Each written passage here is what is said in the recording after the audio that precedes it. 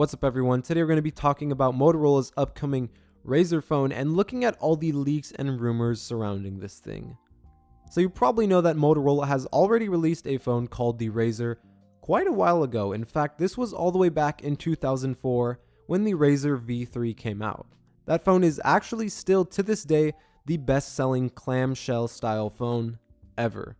But anyway, this new Razr phone is going to be the reinvented 2019 reboot comeback version of the original one. The exact name of the phone is almost 100% going to be the Motorola Razr, as shown in this Bluetooth certification listing. And if that wasn't enough to fully prove the existence of this phone, in an interview with Motorola they stated that they are indeed working on a foldable phone, and that it'll most likely be releasing sometime in the summertime of 2019. Now there have been quite a few leaks on the design of this phone, and recently parent company Lenovo actually showed a fan-made video of the phone, which is what I have playing right now, at a media conference. Has any company ever done this before? So basically, if Lenovo approved this video and showed it to people from media groups, I think it's pretty safe to assume that what we are seeing here is essentially really close or almost exactly what the final product is going to look like. Actually, looking at the phone, when it's closed up, the first thing you see is that small rectangular screen. This is going to be your hub for notifications and system controls. It's also most likely going to be an 800 by 600 pixel touchscreen, and when the phone is open, you're going to be able to swipe it and scroll through things. You also see that camera, which will be used for both outward-facing pictures and selfies. We'll see how that ends up working out. There are some rumors that there will be a camera on the inside too, for selfies, but based on the design leaks we've been seeing, this seems to be much less likely. Looking at the open phone, you see that nice 6.2-inch OLED screen, which will most likely be 2142 by 876 pixels, which comes out to 373 pixels per inch. But yeah, that's a pretty tall aspect ratio compared to what we're used to seeing on flagships. Also, as we've seen on folding phones so far, there's going to be some sort of crease in the middle of the screen. So what happens when you fold stuff? Although this might not be the case for the Razr phone. Apparently, sometime last year, Motorola got a patent for a folding smartphone design with a heated hinge. This would reverse any creases in the screen caused by folding. Whether Motorola has perfected this enough or if it seems plausible for the price, we don't know. Also on the unfolded phone, you see that earpiece within the notch, and I can't really see anything else in the notch. So I'm wondering if it was really impossible to just put the earpiece up at the top bezel and not have to crop out some of the screen. Of course, you also have your iconic chunk at the bottom, and according to a Motorola patent, what looks like a speaker. And finally, on the back, there will most likely be a fingerprint scanner. There are a few rumors about there being an under-display fingerprint scanner on the larger screen, but according to most of the leaks that we've been seeing, and common sense, it just makes more sense to have it on the back.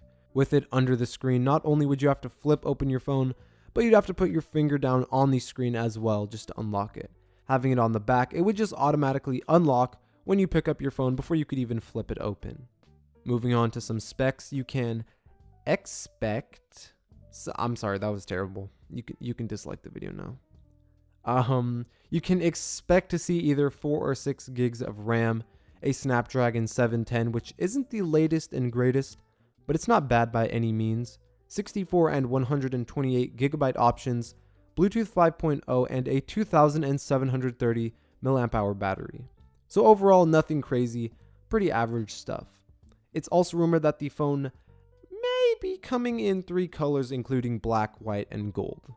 In addition to the phone seeing some leaks, the packaging and included accessories have followed suit, although the legitimacy of these images are definitely questionable. In this one picture bundled with the other ones, it shows the phone opening but fails to include the front screen.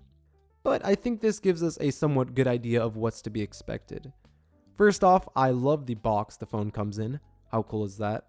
What seems to be included in the box is a charging cable with a USB Type-C on it, which is great to see. Some earphones, a USB Type-C, 2 auxiliary adapters, so this phone will not have a headphone jack, a wall adapter, a wireless charger, and some other rectangle.